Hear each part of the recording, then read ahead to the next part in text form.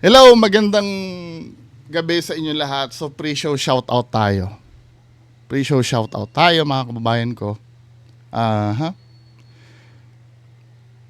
So ito yung mga nag-comment kagabi, no. Shoutout natin doon sa video natin. Sabi nga ni Patrick Pelin.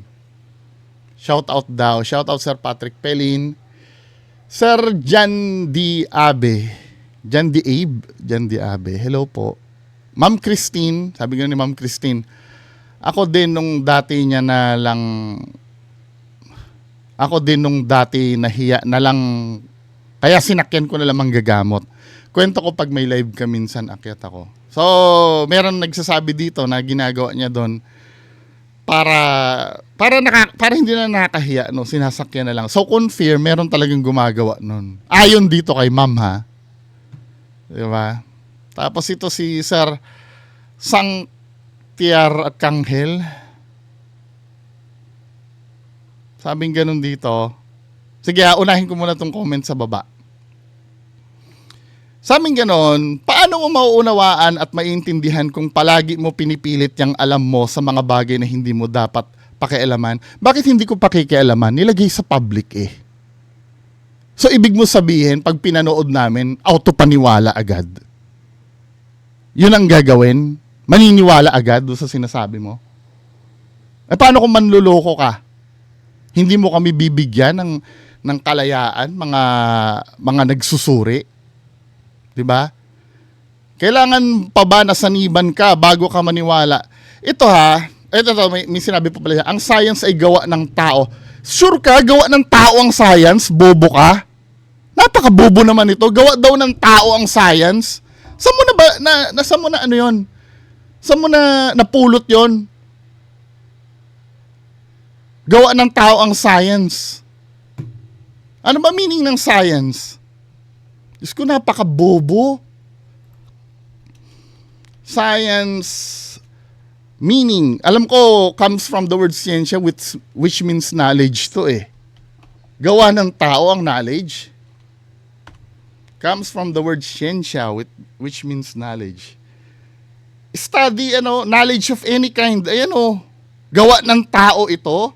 So kapag sinabi ko na ang hinihinga natin ay oxygen, gawa ng tao ang oxygen, napakatanga naman nito.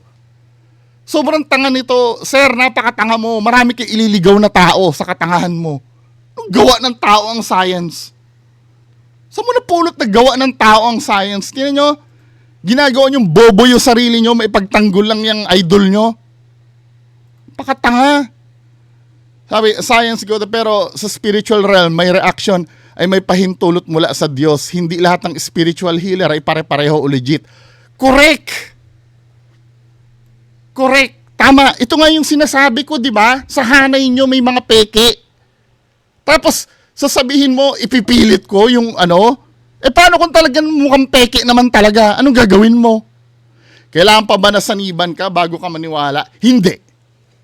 Kailangan ko pa ba na magkaroon ng AIDS para malaman ko na nakakamatay ang AIDS? Tanga pala ito eh. Di ba? Paano ka maghahanap ng kaugnayan sa medical case kung talaga gawa ito ng masamang? Paano nyo mapuprove? Di ba? Kung tutuusin ganito, no? Ano yung proof nyo? Yun ang inaano ko eh. Yun ang proof. Sigurado ba yung proof niya pag sinabi niya gawa ito ng, katulad nun, sinunog daw ng duwende? Anong proof niya na sinunog ng duwende yun? Pag pinagaling niya ba yun? Gagaling ba talaga yun?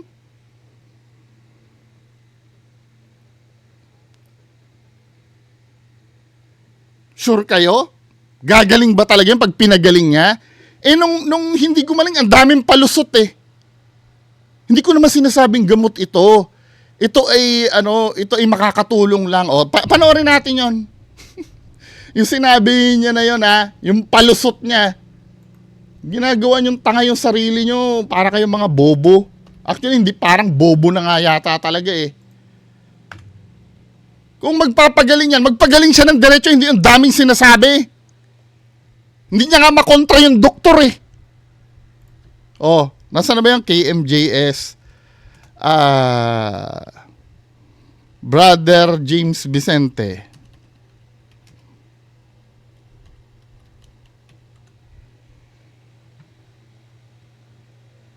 Kaya may sasabihin ni Brother James mo ha, nung nagsalita yung doktor. Hindi niya nga makontra yung doktor eh. Tapos ikaw, kukontrahin mo yung science? Tanga pala to eh. Hindi niya nga mapanindigan yung pinapagaling niya. Tapos ikaw, ano ka? Pero aminado siyang kumikita na rin siya ngayon sa uploaded videos ng kanyang panggagamot. Una, 17, minsan may 25. Depende po yun sa mga views. Magugulat ka na lang. Nag-check up pag ganun ko. Na nakakatulong sa mga taong meron. Tamo ha. Nakakatulong pala yan. Bakit hindi siya pumunta sa, sa PGH? Ang dami may sakit nun. I will always advise patients to go to people na aral at eksperyensado sa problemang medikal. Unang-una, if something went wrong, mahabol mo ba yan? Wala naman lisensya yan eh. Pero ang mahalaga, yung ipinagkatiwa. Hindi, yung sinabi niya na na hindi naman daw gamot, ito ay nakakatulong lang. Saan ba yun?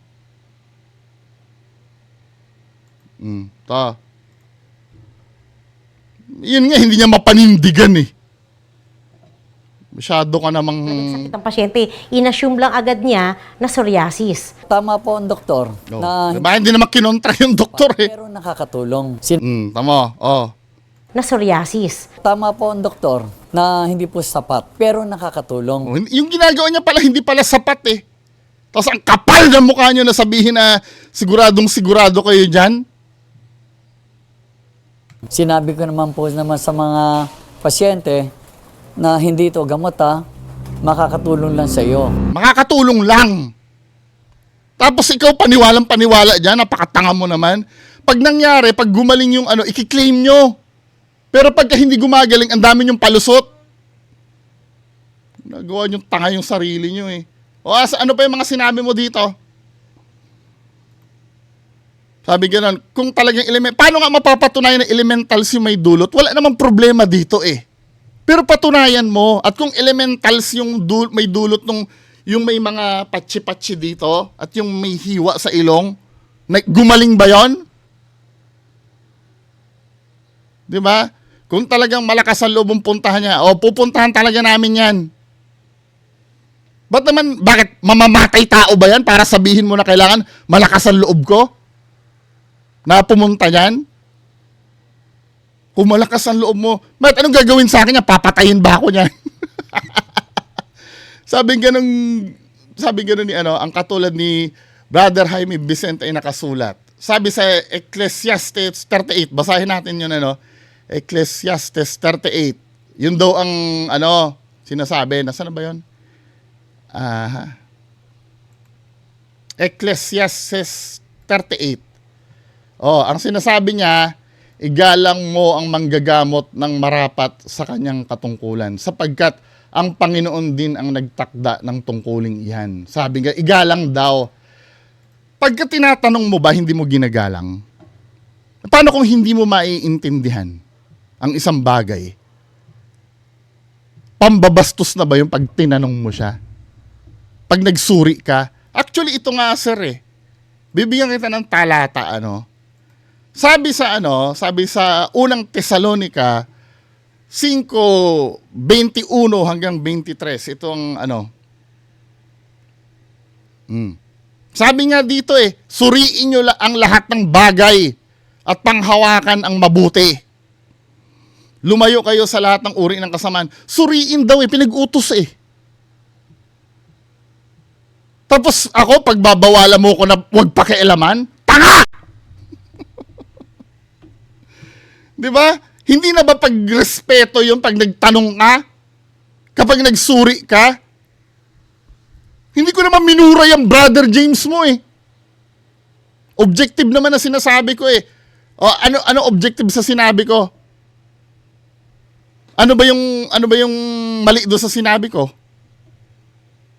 Madi-differentiate mo, nasaktan ka lang talaga. Siya nga na nagsabi, hindi naman daw gamot yung ginagawa niya, nakakatulong lang. Tinan mo, naglalatag na agad ng palusot. Pero pag may gumaling doon, katulad nung may psoriasis daw na gumaling, kiniklaim na siya yung nagpagaling. Di ba? Oh, may binigay ka pang talata dito. Sabi mo dito, no? Sa Marcos 9:38-41. Saan na ba yun? Marcos, tingnan natin to. Marcos 9:38-41. Ito yung sinasabi. Ngunit sinabi ni Jesus, huwag niyo siyang pagbawalan sapagkat ang taong gumagawa ng himala sa pamamagitan ng pangalan ko ay hindi magsasalita ng masama laban sa akin. Pagkatapos gawin ito, sapagkat ang sino mang hindi laban sa atin ay panig sa atin. Yun ang sabi niya. Ito, para ito doon sa mga confirm na na talagang alagad ni Jesus Christ. Kasi kung iisipin mo, ayon sa Mateo 24:24, 'di ba? Ayon sa Mateo 24, sapagkat may magsisilitaw na mga bulaang Kristo at mga bulaang propeta at mga magpapakita na mga dakilang tanda at mga kababalagan, ano pat ililigaw kung maaari, pati ang mga hirang, pati yung mga panig sa Diyos ililigaw eh. Kaya nga yun nga ang purpose nito eh. Sinabi din sa unang Juan 4, ang sabi, mga minamahal, huwag niyong paniwalaan ang mga bawat espiritu. Sa halip, subukin niyo muna ang mga espiritu kung sila ay mula sa Diyos, sapagkat maraming bulaang propeta ang naririto sa sanlibutan. Pinag-utos ng Diyos yan eh, nasuriin eh. Tapos ikaw pagbabawalan mo ko? Mas marunong ka pa sa Diyos. Ngayon, kapag na-confirm na na hindi naman tungkol sa masama yung ginagawa niya, ay di wag natin kalabanin. O, si Brother James ba ay hindi lumalabag sa utos ng Diyos?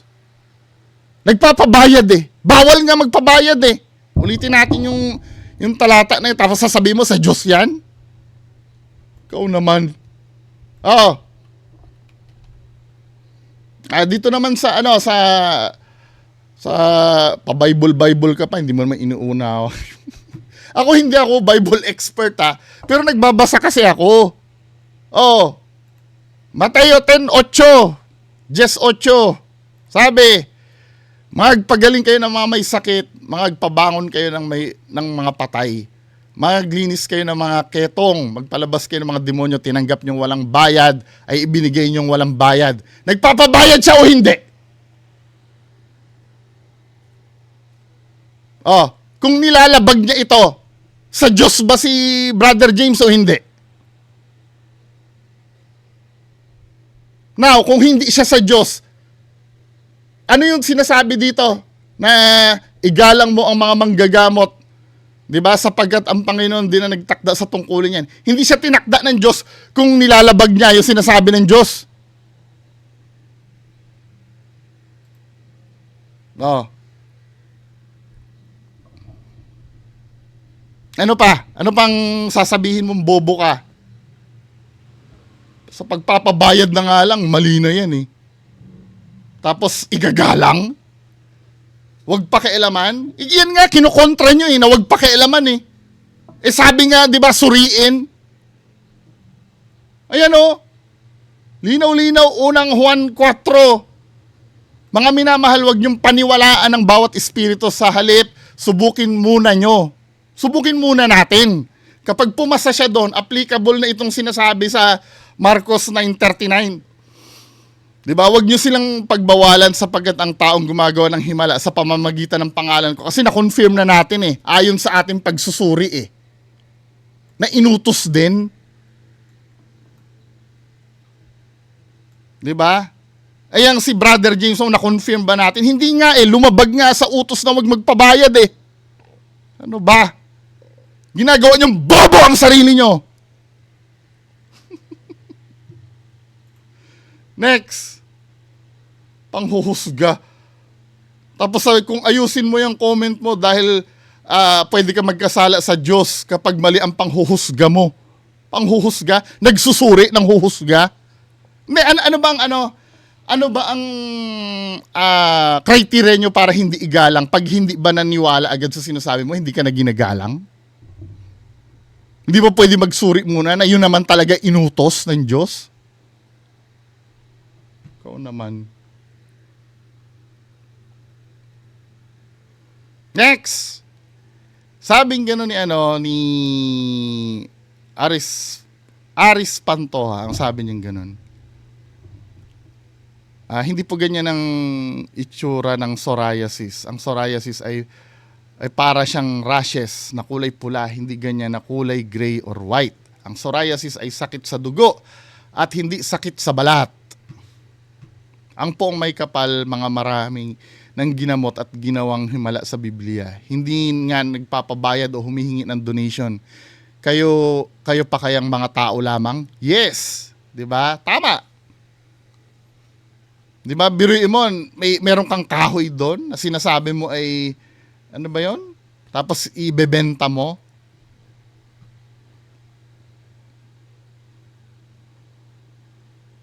Sabi ni John Chris, ano ba ito? Tingnan nga natin itong inano ni John Chris.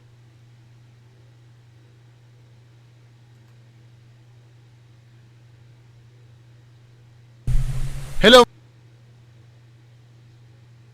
Content ko din, Sige nga, i-rerun ko to.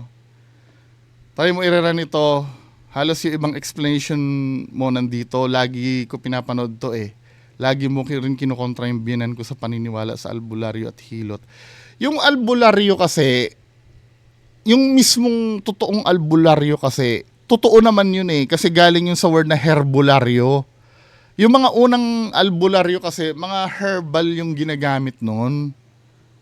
Recently na lang yan na mga naging spiritual na yung naging synonym ng ng mga albularyo kasi kadalasan yung mga kulam-kulam na ginagamot. Pero nung araw, nung wala pang doktor, okay naman yung albularyo at hilot, walang problema doon.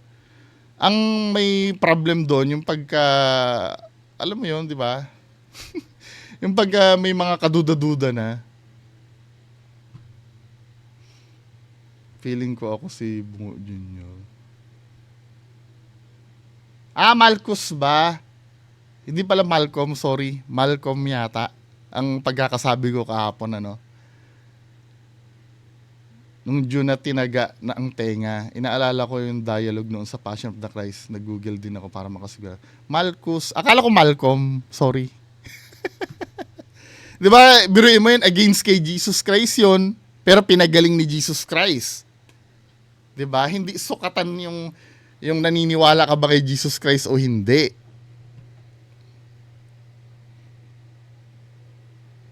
Sabing gano'n ni Sir Dota One Mark, since na nagpa-follow ako sa iyo, Sir B, nagiging skeptic na rin ako sa lahat ng napapanood ko, na-apply ko sa daily life.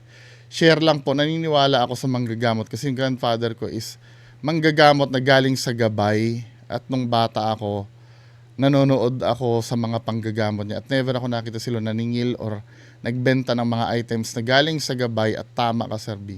Bakit mo ibebenta nga yan? Pwede mo namang ibigay if gusto mo talagang makatulong. Sa fake at legit sa larangan ng paro. Inuulit ko wala akong sinasabi na fake lahat yung manggagamot na yan. Malay mo somewhere out there may totoo naman talaga. 'Di ba? Kaya lang syempre pagka hindi pumapasok do sa criteria. Kasi ganito yan may nagsasabi, bakit si Sir Ed naniningil? Hindi mo hindi mo hindi mo kinukontra. Kasi yung power di umano ni Sir Ed ay galing nga sa spiritual guide. Hindi sakop 'yun ng nasa Bible. Kapag diniklara mo lang na yung power mo ay bigay ng Diyos katulad niya na nagsusuot siya ng cross o gagamitin din natin sa kanya yung sinabi din ng Diyos na di umano yung nagbigay sa kanya ng power. Kung binigay sa iyo ng Diyos yan, bakit gumagawa ka ng bawal na sinasabi din ng Diyos? 'Di ba? Yun ang yun ang sinasabi ko. Parang halimbawa, let's say, 'di ba, nakalagay sa Bible, I don't know kung anong verse pero alam ko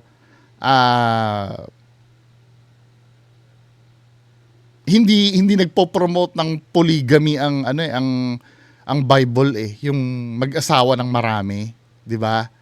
Pero sa Muslim kasi pwede 'yon. Ngayon, hindi mo pwedeng gamitin ang Bible laban sa Muslim kasi hindi naman nila aral 'yun eh. Iba ang aral ng mga Muslim or ng mga Hindu.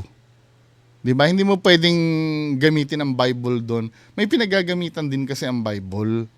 Gagamitin mo lang 'yon do sa mga manggagamot na pinapakilala nila na ang power nila ay galing sa biblical God. Pero kung let's say sinasabi nila, ang power ko ay galing sa alien. hindi mo pwedeng gamitin ang Bible doon, 'di ba? Tapos yung sinasabi, may nag-comment pa sa akin one time, yung do sa talata na ibinigay sa inyong walang bayad, ipamigay nyo ng walang bayad. Ba't daw yung mga doktor nagpapabayad? Dapat pagbawalan. Ang nakalagay sa Mateo 24:24, ibinigay sa inyong walang bayad, libre bang binigay sa doktor yung binayaran yun yung pag-aaral nila medicine. Tsaka, kaya pwede rin silang maningil doon, pinuhunanan nila yun Hindi naman kusang binigay sa kanila ng Diyos yun Or kahit pa sabi mong pinag-aral sila ng ibang tao, binayaran pa rin yun nung taong nagpaaral sa kanila. Ibang-iba naman yun dun sa power na ibibigay sa'yo. Tapos isa pang dyan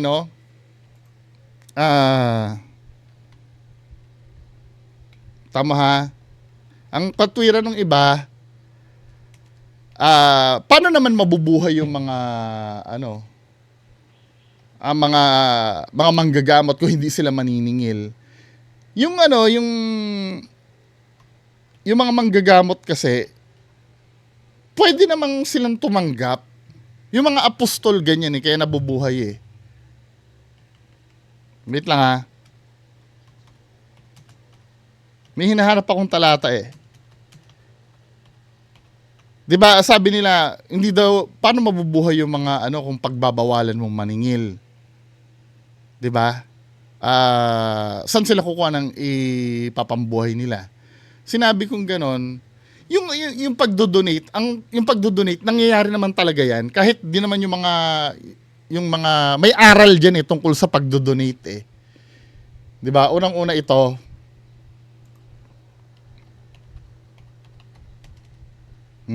sabi dito sa Bible, tungkol dun sa donation na yan, 2 Korinto 9:7, ang sabi, basa mga kababayan ko. Basa. Magbigay ang bawat sa isa ng ayon sa ipinasya ng kanyang puso, huwag mabigat sa loob o dahil kailangan, sapagkat iniibig ng Diyos ang nagbibigay sang. Pwede naman magbigay dyan. Basta hindi mo lang pepresyohan kasi ang sabi dito, magbigay ang bawat isa ng ayon sa ipinasya ng kanyang puso.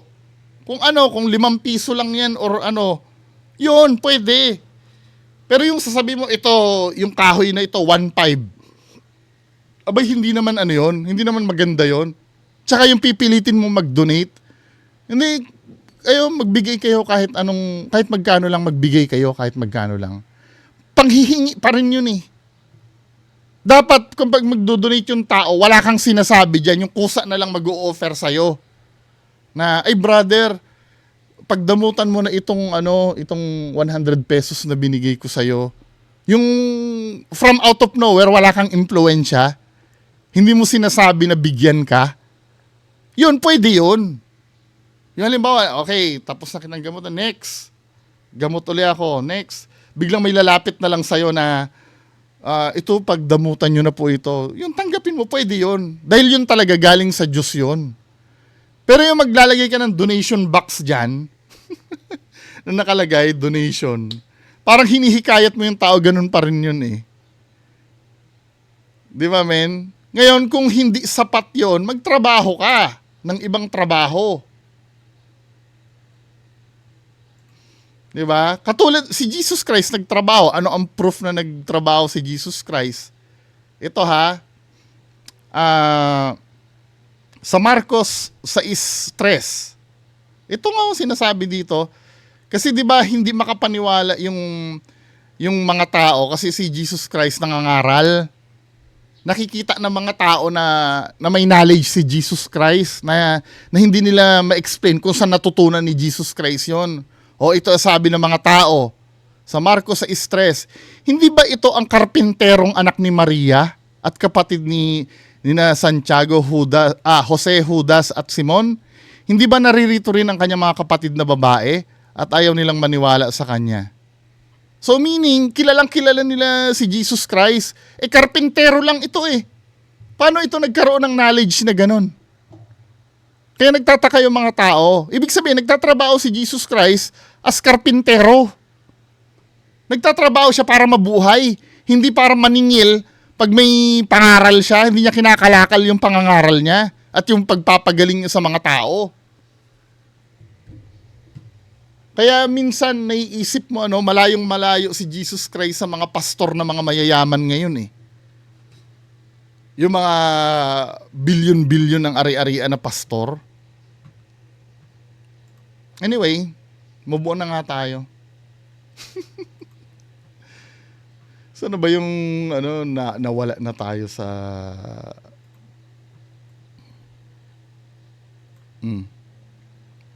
Hello, Sir Paul Michael Gonzales. Tingin ko, boss, kaya magaling mga albularyo kasi sila mismo yung naniniwala sa karakter nila. Maghanap ka lang na may sakit at ipagamot mo kay Brother James. Hindi, yung mga nandun. Kaya lang naglalatag na siya ng dahilan eh. Ngayon pa nga lang sinasabi niya, hindi ko sinasabi mga kalig, ito ay makakatulong lang. Hindi ito gamot. Ito ay makakatulong. So ano pang sense nung ginagawa niya kung hindi niya mapapagaling, di ba?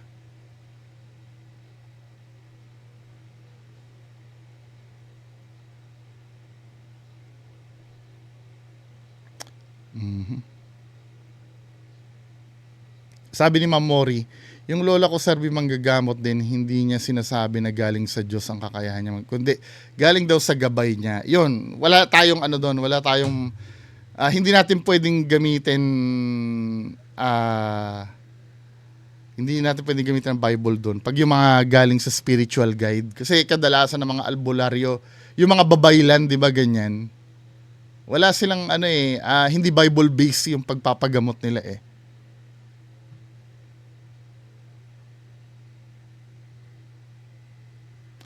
Sabi nga ni Sir Jerry Ticar, isa lang masabi ko, ang sakit galing sa Diyos, kaparusahan, walang doktor o manggagamot makapagpapagaling sa mga nilika. Sabi ng Diyos sa akin, galing kayo kung kayo ay magtiwala sa pinagkalooban ng Diyos ng mission. Walang doktor na makapagpapagaling o albularyo, liban lang sa tunay na may mission para maghaplos sa mga nilikha. Sabi ni Sir. Sabi ni Sir Momong, kahit skeptic din ako sa mga ginagawa ng faith healer, naniniwala ako sa pamamagitan naman ng Panginoon. O, totoo naman ito. May kanya-kanyang way ang Panginoon, no? Oo, pwede ito sinasabi niya, may ginagamit din siyang medium gaya ng doktor, gamot, science, natural causes, through prayers o maging sa himala mismo. Pero ayon din naman sa kalooban niya. Totoo ito. Ito yung pinakamaganda na comment na nabasa ko. Totoo ito. Ito yung medyo may pagka-realistic at the same time, may faith sa Diyos. Ganito yan mga kababayan. Bibigyan ko ng example, no? Pwede kasing ganito ang mangyari. Dito sa, let's say, nasa liblib tayo lugar, biglang inatake yung kasama mo. Inatake sa puso. Nagdasal ka. Diyos ko, huwag niyo po kaming pababayaan. Tulungan niyo po yung kasama ko. Inaatake. Sa di malamang dahilan, bigla may dumaan na ambulansya doon sa lugar na yon. Sa akin, form ng ng pagpapagaling ng Diyos yon, na idala yung kasamahan mo, nadaanan siya ng ambulansya, nakita kayo, dinaan na kayo sa ospital, nagamot yung di ba? Yung mga ganong paraan, pwede ko i-consider na divine intervention yon. Not necessarily yung magic. Kasi iniisip natin pag sinabing galing sa Diyos, magic eh. Na Yung katulad ng ginagawa ni Jesus Christ na bubuhayin niya yung patay, yung mga ganon. Pero sa panahon kasi natin ngayon, marami ng uri or paraan ng Diyos para maiparamdam sa atin na hindi tayo pinababayaan. 'Di ba? Kahit sa mga financial problems natin, magdasal ka, hindi ka pababayaan, maniwala ka sa akin. May darating at may darating na tulong. Yan lagi ang tatandaan nyo para hindi kayo ma-depress. Magdasal kayo. Help is coming. Kung ano mang klaseng form yon or ano. Minsan nangyari sa akin ganyan nung lumayas ako sa amin. Kasi nagalit ako sa pamilya ko eh. Kaya nga kaya nga hindi ako paboritong anak ng nanay ko eh. Nagalit ako sa pamilya ko, lumayas ako. As in, wala talaga akong pera. 'Di ba? Yung nung time na mag-a-apply ako, binabaliktad ko yung sopa, kumuha ako ng barya para may pampaprint ako ng resume ko. 'Di ba? Pero ginagawa ko lahat. Nagpasa ako ng resume doon sa isa. Basta marami akong pinasahan. Now, wala na akong pera, as in drain sa id talaga. Wala na akong pera. Biglang tumawag sa akin yung in-applyan ko na for interview ako. Then suddenly, may nag-abot sa akin ng pera sa di malamang dahilan. Yung kapitbahay namin wala na si Kuya Victor, patay na eh. Nanalo ng yun sa di ba yung isa piece, yung kinakaskas. 50,000 yata na panalunan nito ni kaya lang patay na si Kuya Victor eh. 50,000 yun na panalunan niya, katok sa akin. Magsi-share daw siya ng blessing, binigyan ko 5,000. O kita mo na. Darating ang help, huwag kayong mawawalan ng pag-asa. Darating at darating ang help. Basta tumawag lang kayo. Sa kahit anong uri, gagawin ng Diyos yan. Maaring ngayon, feeling mo helpless ka, pero maniwala kayo sa akin, magdasal kayo. Hindi mo namamalayan, minsan nga, hindi mo alam, wala ka na dun sa pinoproblema mo eh. Dun sa sitwasyon mo, magugulat, teka, ba't nandito na ako sa, di ba? Inalis ka na dun eh. Kaya ako naniniwala din naman ako. Dati ako atheist before, pero nakita ko din naman yung gawa ng, maybe sabihin nyo, confirmation bias. Matatanggap ko naman yun eh.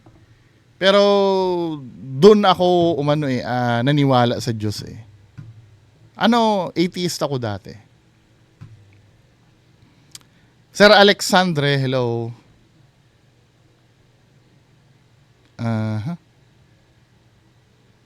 Sir Jerry Ticar, hello. Paranormal Vlogger, hello.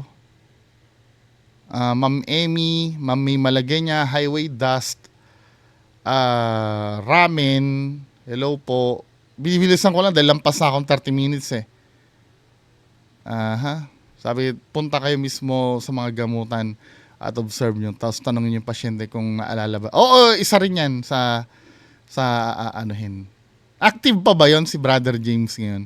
Hello, Sir Mario Bonina. Don't touch me. Jason Mandresa, hello. Julian Lakyan. Necklace ni Hakuma yan eh. O nga no? Isa Street Fighter. O nga no? Hello, Ma'am Maricel Mendoza. Ito sabi ni Sir Jan Crusade. Brad, late ko na napanood yung exploration nyo sa Clark kasama si Sir Ed dun sa 1156. Yung natakot ka dahil may nakita ka. May nakita akong parang puting bagay tapos nawala din agad. Pero yung description mo, nakita mong itsura parang batang abo, which is hindi ko makita sa camera. Possible kaya na pwedeng mas malinaw or medyo iba ang nakikita ng isang tao sa actual. Hindi kasi ganito, ang explanation dyan, sabi sa akin, yung nakikita sa camera kasi, iba kasi ang dating sa visual natin eh, sa isang gadget eh. Kasi pwedeng ganito ang mangyari. Sa ibang tao, hindi nila makikita yon. Pero ikaw lang ang nakakakita. Pero ang pinakita lang sa video, meron talaga doon. Hindi lang talaga siya Hindi lang talaga siya na-identify kung ano talaga yung nakita na yon. Iba ang magmamanifest sa sa mata mo. Kasi yung mata mo, syempre, sinasabi nila, nandun na daw yung ability mo na may third eye ka or ano. Yung camera, wala naman third eye yun eh. Kaya hindi niya mapaprocess yung nakita niya, yung nakita mo. Pero ang importante doon, meron talaga doon. Iba lang talaga yung sa yung sa mismong visual representation sa akin. Kaya nung nakita ko yon, alam mo yung mga multo nila, Kuya Red, yung ganun talaga itsura niya pag nakita mo. However, pag kinunan mo siya ng camera, hindi ganun ang itsura. Parang lang siya, smoke. Yung ganun. Pero open pa rin naman ako for debunking. Magiging fair naman ako sa ibang ghost hunter or sa Hindi porkit sinabi ko ay paniniwalaan nyo na. Pero ang objective doon, sinabi ko may nakita ako. Pangalawa, doon sa nakita ko, nakita nyo naman talaga na meron talaga. Now, kung ano man yun ang ididibang, kung ano man yung nakita na yun. Hello, Ma'am Laila Picaza. Hello po. So, yan lang po ang napag-usapan natin. Diretso tayo sa sa main content natin. Sige nga, manggagamot uli. Ang content natin. Magandang gabi po sa inyo lahat.